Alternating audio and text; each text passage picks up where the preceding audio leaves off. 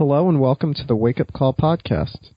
Today I'm speaking with Mr. David Vine about Diego Garcia.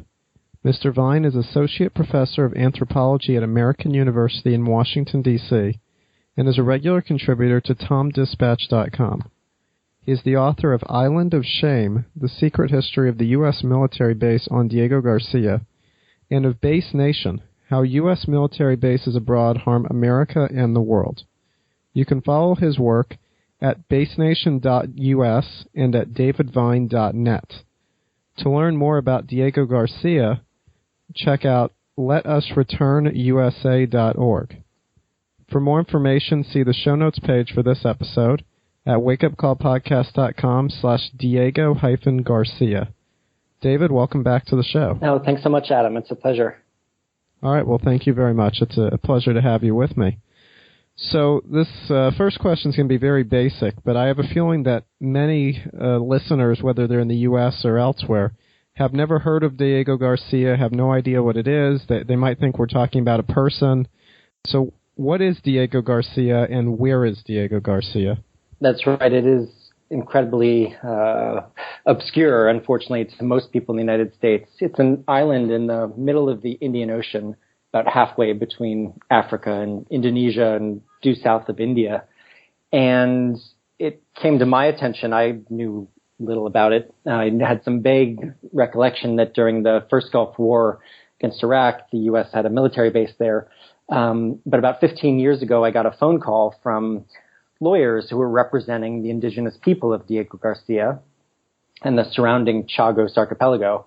And I learned that they had been forcibly removed from their homeland in the late 1960s and early 1970s during the construction of the U.S. military base on Diego Garcia.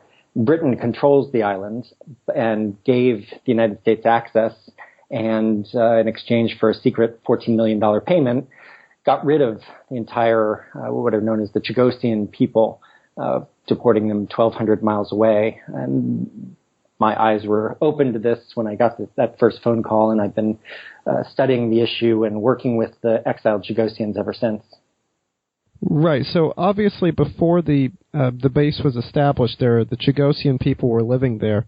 But can you walk through how the island came to be settled originally, how the British came to control the island, and sort of what the island looked like in the years and decades prior to the U.S. military base being set up there? Sure. Today, the base looks like a small American town plopped down in the middle of the Indian Ocean, and the base has played key roles in both wars against Iraq, the invasion of and occupation of Afghanistan, and continues to play a key role in U.S. military operations throughout the greater Middle East. But the occupation of the island by the Chagossians dates to the late 18th century, around the time of the American Revolution, when the ancestors of today's Chagossians were brought to the islands as enslaved laborers from Africa and later as indentured laborers from India. And over time, this diverse population actually formed an entirely new society and people on the islands. Originally, they were known as the Ilwa. Everyone worked on coconut plantations that were run by Franco-Mauritians. So Mauritius is the island near Madagascar, a very small island in the western Indian Ocean. And it was actually first colonized by the Dutch, then the French, and then the British ultimately took control of the islands in the Napoleonic Wars. And the Chagos Archipelago, including Diego Garcia, was part of the colony of Mauritius. And these plantations, though, were run by, in quite a high degree of isolation by Franco-Mauritians, but because there were so few of them, the Chagossians had, especially for a plantation society, tremendous control over their lives, and they had everyone worked. As one Chagossian put it to me, it wasn't a rich life in a material sense, but it was a rich life in every other sense. It was the sweet life, as she put it. Everyone worked, got salaries in cash and in food rations.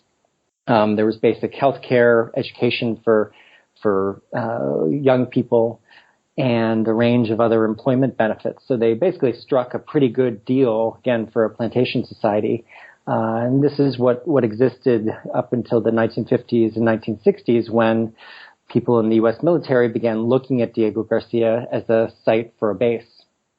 Yeah, so how did that process come about of the U.S. military looking at Diego Garcia as a site for a base, and how was the U.S. military base there established? And over what time period was it established? From when to when did this whole process take place? Sure. The people in the U.S. Navy actually were the first to identify Diego Garcia as a possible base location in the late 1950s.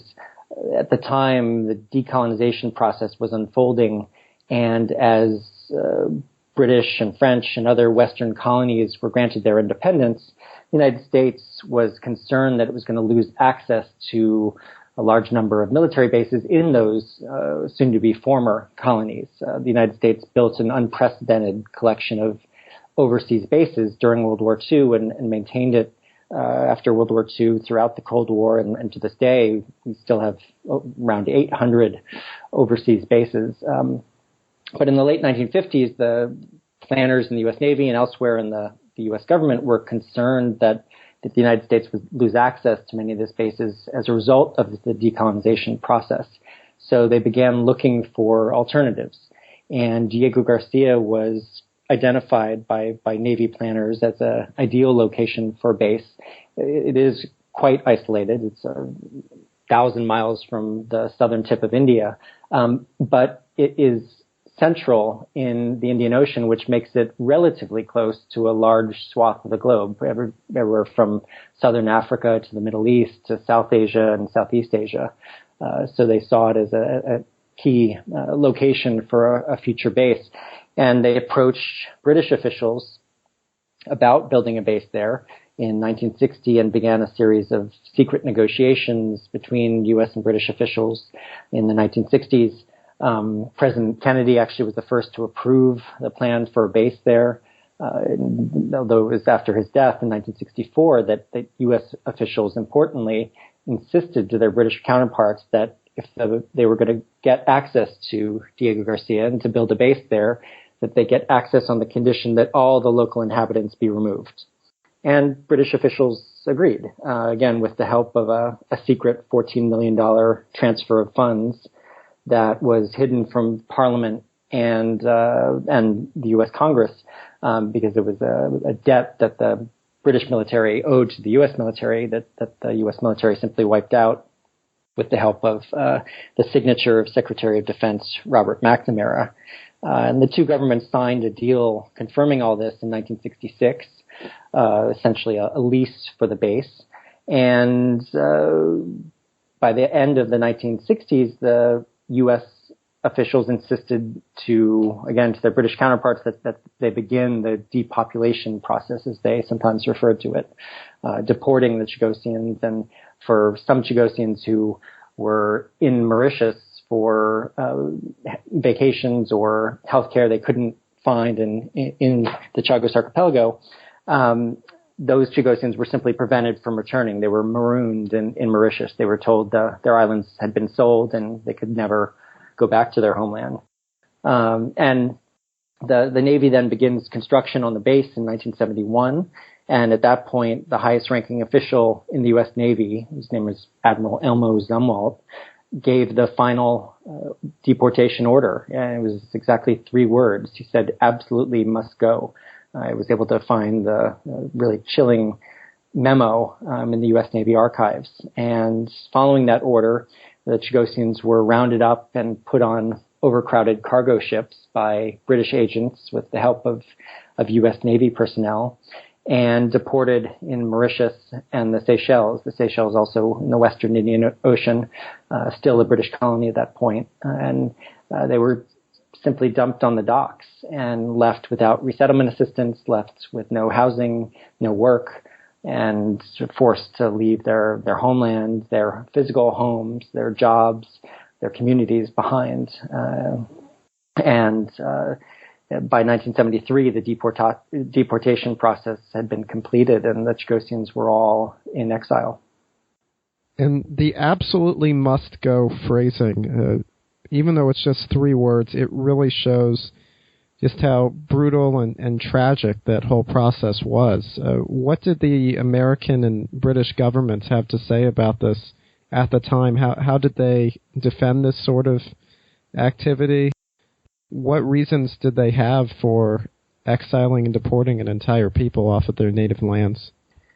Yeah, it's a very good question, and one of the central questions I wanted to answer when I began research. First, for some of the lawyers representing the Chagossians, I worked to document the effects of the expulsion on the Chagossians' lives, but then I also extended the research originally for a PhD dissertation and then for the book you mentioned, Island of Shame, to understand why U.S. officials thought it was appropriate to exile this entire people and to build a base in the middle of the Indian Ocean in the first place.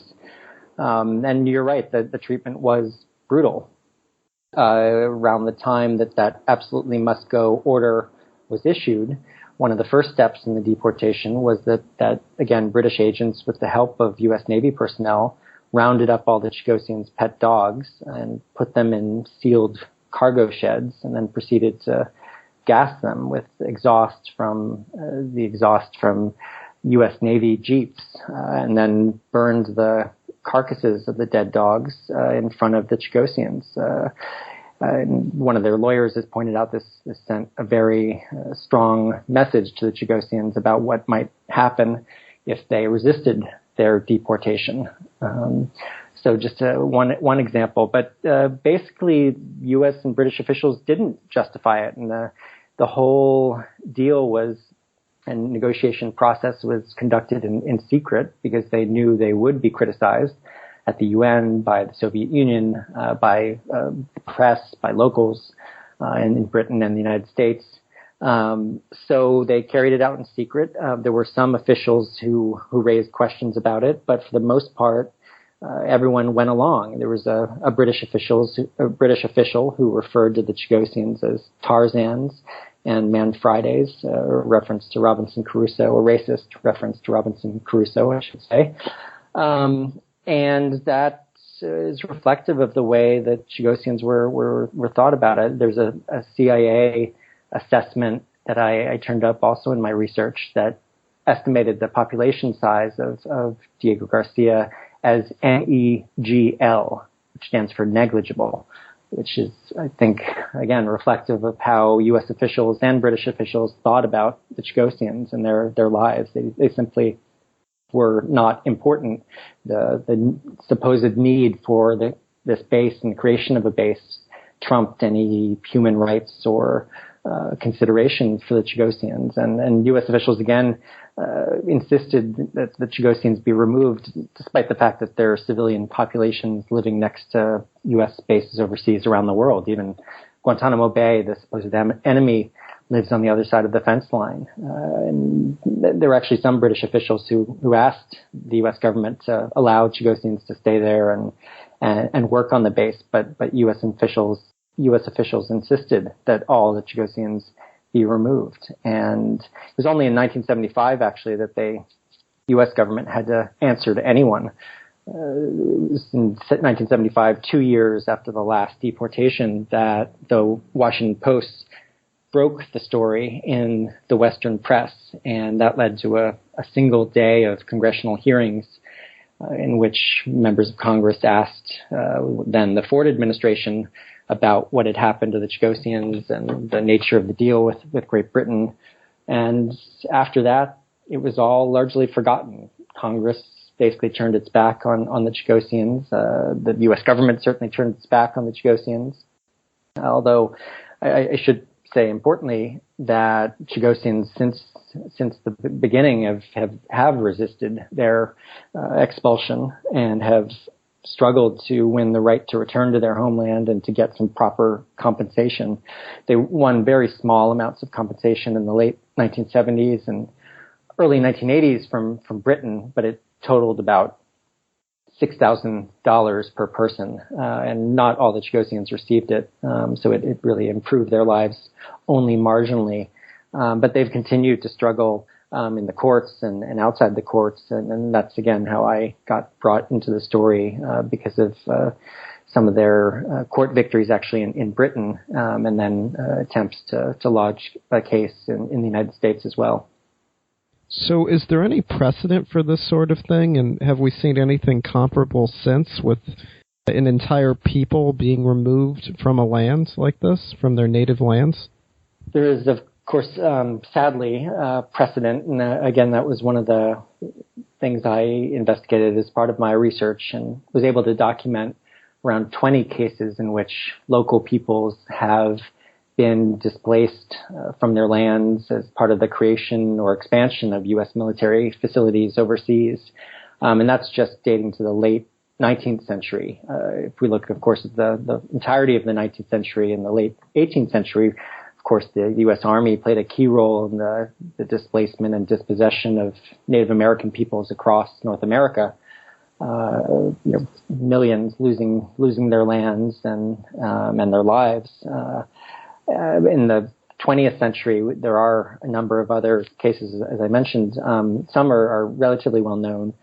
So, for example, the Bikini Atoll and elsewhere in the Marshall Islands, as part of nuclear testing, people were forcibly removed from their islands. The case of Vieques, Puerto Rico, people were displaced and removed from their lands, although their struggle ultimately did largely win the removal of the U.S. Navy and the return of the land of Vieques to the people to at least some extent. It's an ongoing struggle. There are also cases like Thule, Greenland, very little known, a little case quite like the Chagossians involving the Danish government in that case doing some of the dirty work. When in Okinawa and Guam, people, thousands have lost land as part of the creation and expansion of U.S. bases beginning in World War II, but extending well into the 1950s. Some in Okinawa were actually displaced to, of all places, Bolivia, thousands of miles across the across the Pacific Ocean. Wow. All right. So what has the base been used for over the years? You mentioned earlier that it has played a role in some of the U.S.-led wars in the Middle East. But we also hear things from time to time about torture programs or rendition programs taking place at Diego Garcia, or at least incorporating Diego Garcia. There's talk about a CIA black site, a secret prison being there. Just what type of role has Diego Garcia played, and just what has it been used for? So some have referred to it as the other Guantanamo. It hasn't played the same role as Guantanamo, but at the beginning of the U.S. military intervention in Afghanistan, the Bush administration began looking for a place to house a prison and considered Diego Garcia along with Guantanamo Bay. Ultimately, they decided on Guantanamo Bay. But we do know, despite denials by the U.S. and British governments, that at least some terrorist suspects were transited through Diego Garcia, and there's suspicions that the island was indeed a CIA black site during the Bush administration, or that it held people in one capacity or another, perhaps even on prison ships in the lagoon of Diego Garcia. It has a very large lagoon, and that would allow U.S. officials and British officials to claim that no one was held on Diego Garcia, even if they were held on prison ships in the waters. So there's a lot that we don't know about exactly how the island was used as part of the Black Site program and as part of the extraordinary rendition program, although British and U.S. officials were forced to admit that they transited some terrorist suspects through Diego Garcia. And there's really actually a comical sort of story in which journalists and others have asked for flight records from the British government that would help indicate, how the island was used. And British officials have come back and said, I'm sorry if there's a ambulance in the background. Yeah, no, I hear it, but that's fine. For dramatic effect. Yes. British officials came back and said, we're sorry, all the flight logs have been lost because there was a flood on Diego Garcia and they were rendered illegible. And then a few months later, they came back and said, "Oh, they've dried out these flight logs. They are available." And then they came back a few months later and said, "Actually, they're not available." It was some journalist compared it to the dog ate my homework. It was really comical. So there's a lot we don't know, and no journalist can visit Diego Garcia. No one can visit Diego Garcia unless you're in the U.S. military or British military. I've tried to gain access, and others have, and journalists haven't been there since the early 1980s. So it's extremely secretive. It's in fact far easier to get to Guantanamo Bay. I visited there on 2 occasions as part of later research for my book Base Nation. So Diego Garcia is far more secretive and little known compared to Guantanamo. All right, and I want to take a step back in here because we have thrown around a few terms that not everyone in the audience some people in the audience might not be familiar with, I should say. So what is extraordinary rendition and what is a CIA black site? Yes, indeed. They were talked about more during the Bush administration, but so this is actually a practice that predates the Bush administration and the second war in Iraq and the 2003 and the invasion of Afghanistan in 2001. It's a long-standing practice in which that some simply define as kidnapping. So extraordinary rendition is when a person is seized by U.S. officials, the CIA or others in a foreign country, and then rendered or taken to a third country. So someone is picked up in Afghanistan and then rendered to generally a prison of some kind in a place like Thailand or Poland or Lithuania. These are locations where CIA black sites were finally identified by investigators. And toward the end of the Bush administration, President Bush declared that he was closing all these prisons. But again, there's a lot we don't know about the CIA's activities overseas. Of course, some of the interrogation and alleged torture that went on at these prisons, and some of it's not just alleged torture. We know that torture went on in these prisons, these black sites. Was simply shifted to Bagram Air Base in Afghanistan, which became a major prison for terrorists, not just accused terrorists, I should say, not just those captured in Afghanistan, but captured elsewhere. Okay, and earlier you mentioned that journalists and everyone for that matter is unable to access Diego Garcia right now. What sorts of access do people have to the other islands of the Chagos Archipelago? Great question. Unfortunately for the Chagossians, they again have no access to Diego Garcia or to the other islands, and that's precisely what they've been struggling for and demanding the right to return. But if you have access to a yacht, you actually can go visit the outer islands, as they're called, of the Chagos Archipelago. These are islands that Chagossians used to live on, 150 miles away or more from Diego Garcia, where, again, if you are privileged enough to have a yacht, you can visit and stay there for, in some cases, months at a time. The British officials sort of look the other way or just demand that you clean up your trash. And meanwhile, some Chagossians have attempted to go visit their homeland that have been turned away. Most yachters, of course, have white skin. The Chagossians, people of largely African and Indian ancestry, do not have that privileged white skin. Okay, so what do the U.S. and British governments officially say about Diego Garcia in the present day? And with the somewhat limited knowledge of exactly what goes on there, what do they say and what do we know about how much the facility costs on a year-to-year basis and in total since its creation? In terms of the cost, we know the total runs into the multi-billion-dollar range. The base had the largest buildup of an overseas base during the Reagan administration in the 1980s. after the Soviet invasion of Afghanistan, there was a buildup of U.S. military bases around the Persian Gulf and Middle East, and Diego Garcia was one of the largest buildups, and that ran to $500 million just in one construction spree in the 80s, building on earlier construction that again began in 1971, and since then there's been ongoing construction. The base was expanded around the time of the 2001 invasion of Afghanistan. So it's a $1 billion base, and what they say now is that it's largely, they say it's, a critical base to defend the United States and to defend Britain.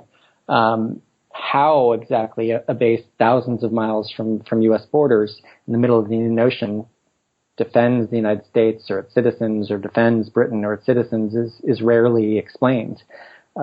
Largely, the bases helped launch wars against Iraq and Afghanistan and other bombing raids in the region, offensive wars, I should say. So members of the military see it as critical, and they love it because of its isolation, because there's no civilian population. People in the Navy call it Fantasy Island. Another nickname for the base is the Footprint of Freedom, which the irony of that for the Chagossians is lost on whoever came up with the name and those who use it. But the base is now not only a Navy base, it's also an Air Force base. Not long after the Navy began construction, the Air Force also took an interest in Diego Garcia and saw that it was a place from which you could strike large parts of the globe with long-range bombers. So that's largely what's there in the Air Force arsenal. But again, we don't know the full details of what goes on. There's an NSA facility of some kind. NASA has some facilities. It's likely there's some CIA presence. But again, and it's likely also that nuclear weapons have been stored there and are probably still stored there. But again, because of the secrecy, the lack of transparency, we don't fully know all that takes place.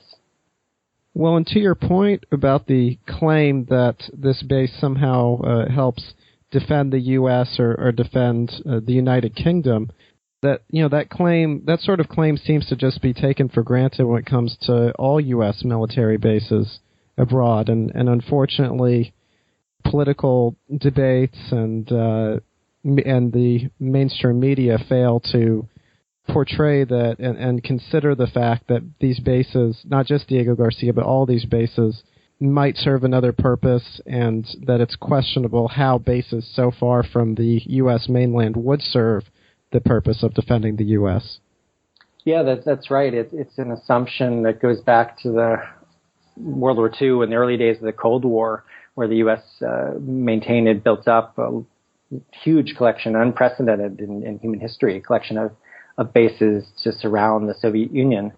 And it just became assumed that they were necessary to defend the United States. And despite the disappearance of the Soviet Union, despite the end of the Cold War decades ago, it remains a basic assumption of U.S. foreign policy makers, members of the government, others, members of the media, and people just don't ask, how exactly are hundreds upon hundreds of U.S. bases overseas protecting the United States? How's a base in Germany today protecting the United States, or Italy, or Britain for that matter, let alone the hundreds more in East Asia and Latin America and Africa, around the globe?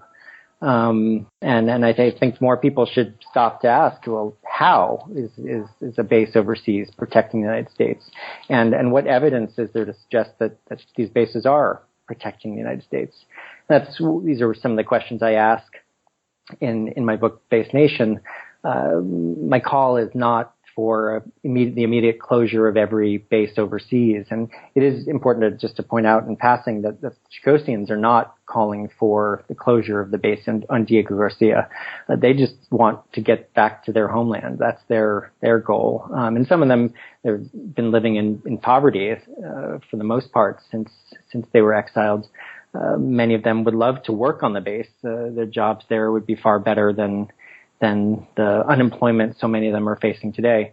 But back to sort of, my analysis of the bases overseas, I think that, the call in Base Nation is not for the immediate closure of every base overseas. Instead, it's to demand that Congress, that the media, that citizens look at every single base the United States maintains overseas to see whether these are absolutely necessary, whether they are protecting the United States, whether they're worth the cost. They are extraordinarily costly. I don't think most people know we spend somewhere around $150 billion with a B, dollars a year maintaining bases and troops overseas. And that's money that could be used more wisely, in my opinion, by the military in other ways, and could be used for civilian needs in the United States and around the world, for that matter. Sure. And, of course, last time you were on the show, we talked about Base Nation and U.S. bases around the world. So wakeupcallpodcast.com/bases is where that episode can be found. But before we wrap up, I do want to look a little more at the Chagossian people and their plight and the possibility of some form of justice for them. But first, very quickly, I want to turn to the subject of conspiracy theories. Now, I don't want to go too far into these conspiracy theories necessarily, but there are a lot of theories that involve Diego Garcia, particularly theories about the Malaysian Airlines flight MH370 that was going between Kuala Lumpur and Beijing that disappeared in 2014.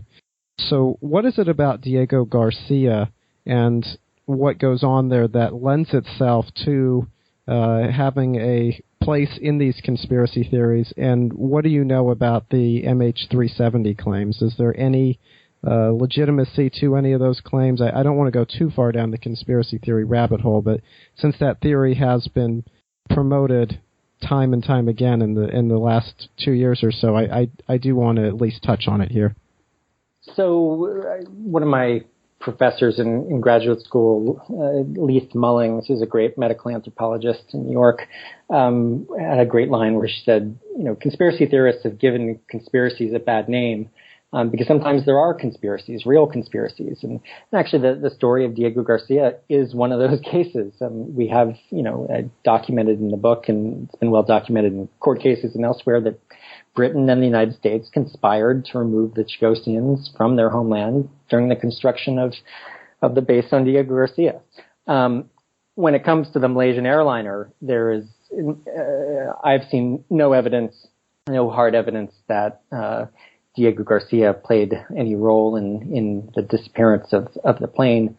The source of the rumor, at least in part, is that Diego Garcia was programmed, the airport there, the runway, the Air Force Base was programmed into the flight simulator of the pilot of the plane, which is somewhat unusual. Commercial airliners don't use that runway.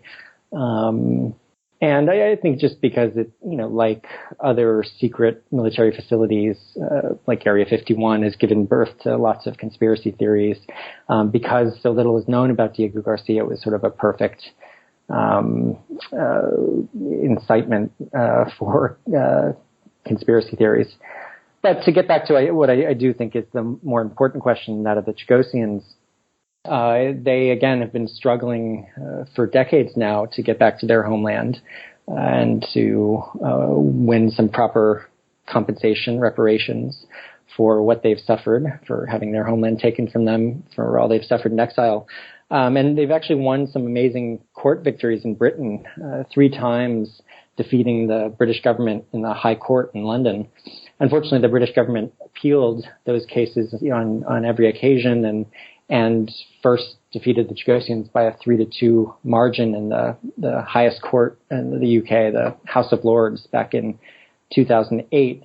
The Chagossians were back in court. It's a long and winding legal struggle, but they were back in court in what's now the highest court, the British Supreme Court, UK Supreme Court, asking to reopen that case because subsequent to the ruling in 2008, evidence appeared that British government had actually fixed some of the evidence used in the case. So on that basis, Chagossians were asking for their case to be reopened, and unfortunately, a couple months ago, the UK Supreme Court, again by a 3-2 margin, ruled against the Chagossians, although it was perhaps the best possible defeat the Chagossians could have imagined.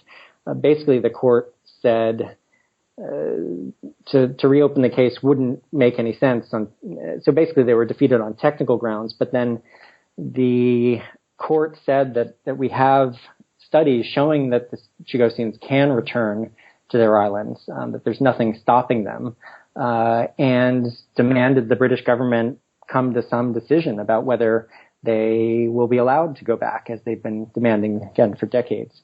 And the court said if the British government does not allow the Chagossians to return, as multiple studies have shown is possible, the court invited the Chagossians to take the British government back to court. So the British government now is facing a decision, allow the Chagossians to go back, or if not, more years of litigation that's already cost the British taxpayers millions of pounds, and only extended the suffering of the Chagossians, who many of them now just want to go back to live their last days in the land of their ancestors, the lands of their birth. So we will see that despite the defeat, there really is a growing worldwide movement to support the Chagossians and their struggle.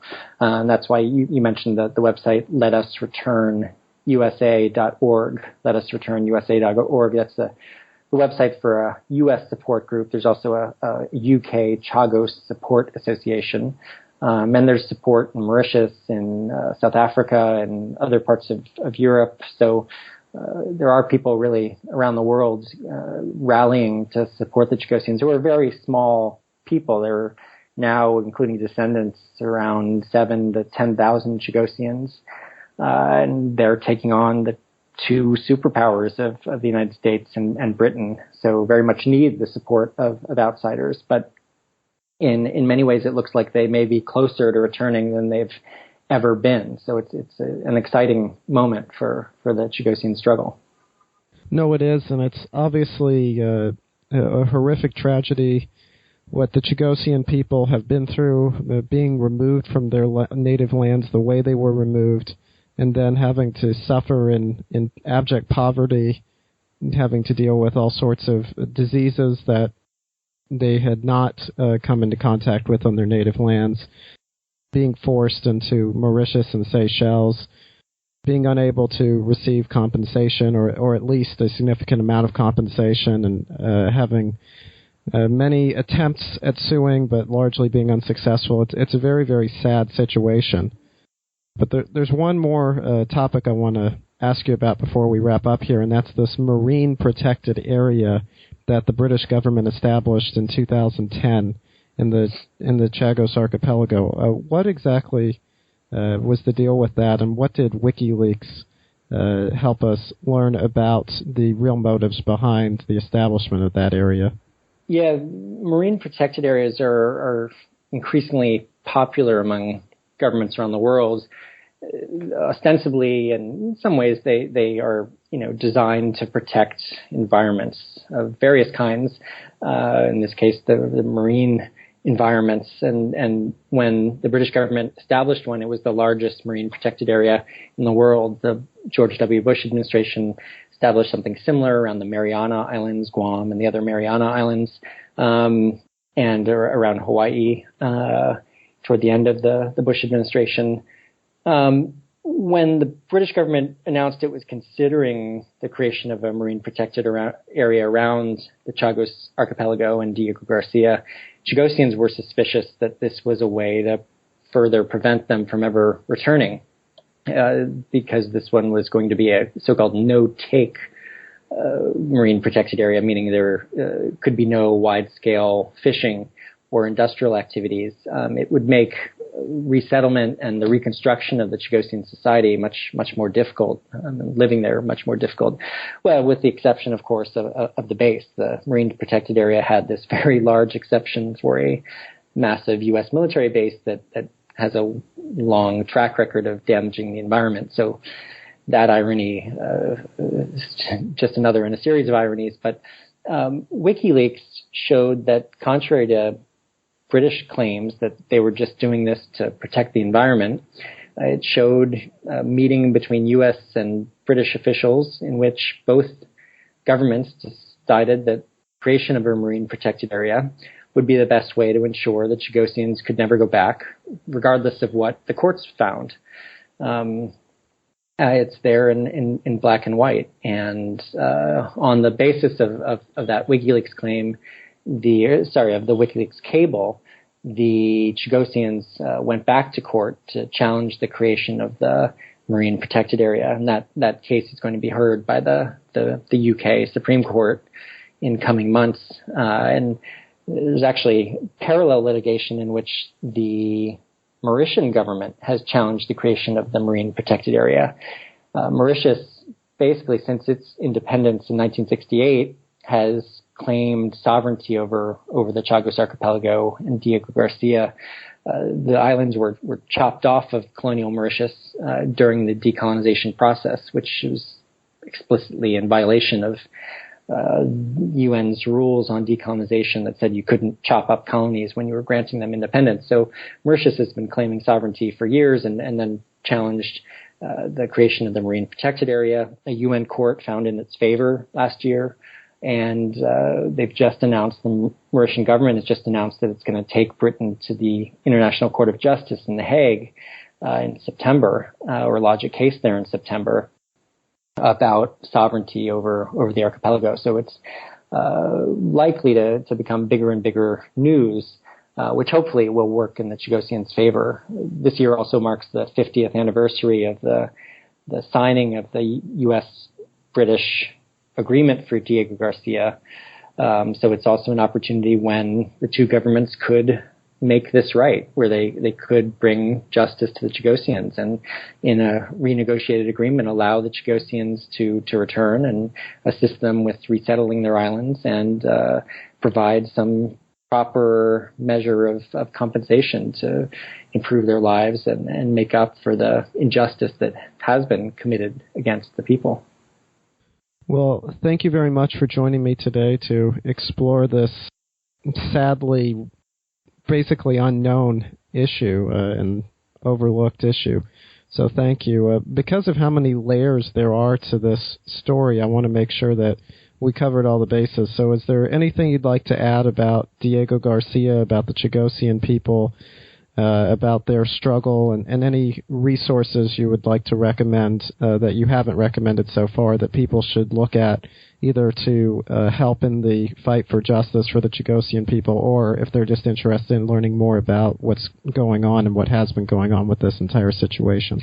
It is a complicated and multi-layered story, so I would again encourage people to visit letusreturnusa.org, letusreturnusa.org, where there are links to histories and overviews, and there are a couple good documentaries. One by journalist John Pilger called "Stealing a Nation." There's a link at Let Us Return USA, but you can Google the film as well and see it for free online.